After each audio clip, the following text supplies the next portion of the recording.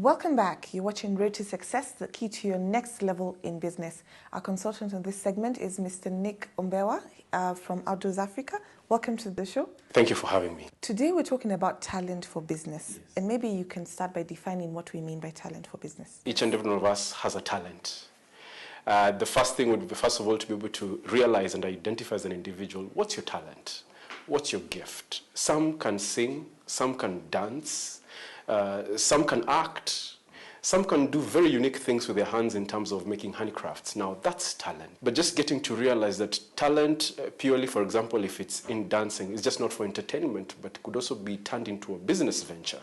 And we've seen that happening in the recent past in this country, where guys are even opening up schools for dancing. Now, that's talent for business, where it makes more sense for you as an individual, other than just appreciating the fact that you're exploring and using your talent, but taking it to the next level where it also makes business sense for you, converting into a business, adding value to the people around you, and making sure that they're able to enjoy from what your gift or what your talent is. In the earlier segment, we were talking to Caroline, who, obviously has built a business out of her talent.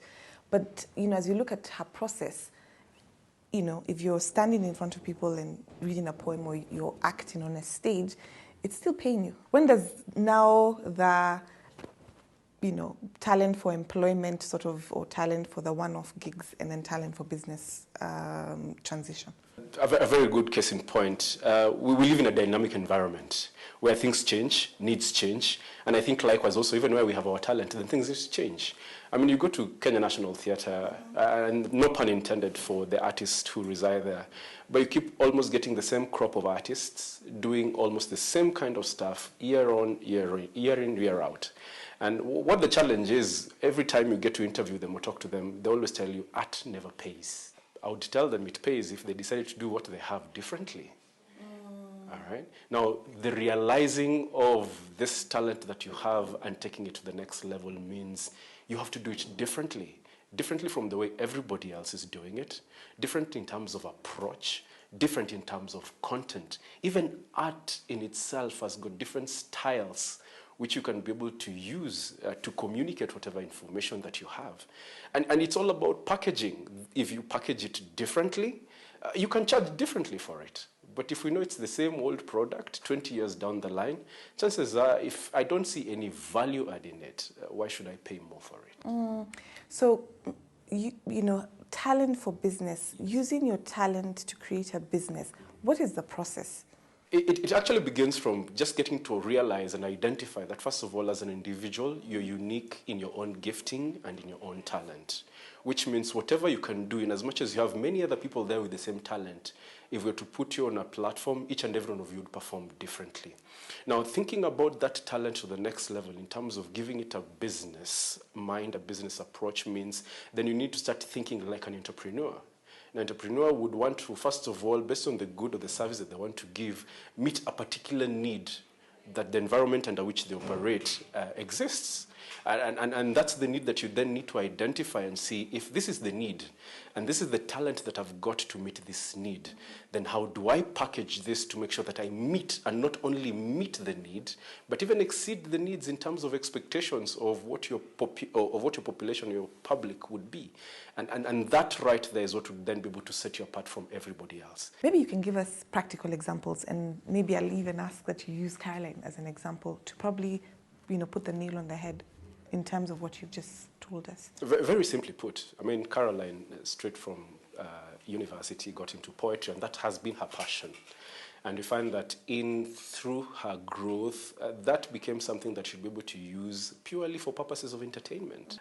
Open up ceremonies and just give us an inspiration through her poetry, and that was it. But that got her to a certain level, which the next level she wanted to get to, that alone was not enough. And so she needed to package this differently through getting to understand, first of all, that what she does is purely communicating a thought, communicating an idea, communicating a concept. Now, if her by herself, she stands on a podium or on a stage and communicates that idea, it means that the people who are sitting down and listening to her needs to buy into what she has to say. That means from where she was, she needed to package how she's going to communicate that piece of information. Communicating that piece of information means you need to understand the people you're communicating this to. How relevant will that be for their situation? How can they pick up what you've communicated to them as a take-home value so that when they leave this stage, when they leave this auditorium, or when they leave this function where she was presenting, that it will be applicable both at their places of work or even in their own personal lives. Now, that took her to the next level where she came to a point where she understood that other than presenting poetry, I can be able to help and train or even coach people in how to speak, how to communicate. You see, by the virtue of the fact that you can talk does not necessarily mean you can communicate. So after having done that, then you get to realize that by packaging herself differently or packaging what she does in a unique way, it adds value, not just for her, but even for the people she's addressing. Now, for the people she's addressing and for the people she's doing this, for the value is they become better people in terms of their communication, in terms of being able to pass on ideas, if especially somebody at the top, so that you can be able to create buy-in all the way down that ladder. But for herself also, it means by the virtue of the fact that she's increased the value of these people, her value also increases by the way she then charges, or even by the way her clients pay her. Because when you have an added value over and above what we commonly know, then that means you have something unique to offer. And the value here is just not in this particular client that you engage, but see, by virtue of the fact that, again, they say we talk, that word spreads very quickly so. And the value for her is then she's able to get even more clients. And you'd be amazed that the people she's doing this for are big corporate clients. I mean, she has mentioned them. And I believe that's something that for anybody out there who thinks then you've got talent, it means that you've got something that's just waiting to be explored. Nick, thank you so much for coming to share your wisdom with us. It's been such a pleasure having you on the show. Thank you. Always a pleasure. You've been watching Road to Success, the key to your next level in business. You've heard it from the expert. Talent is not enough. Let's take it one step further and create a business out of it so that we may enjoy the benefits of it. Have a great week. God bless.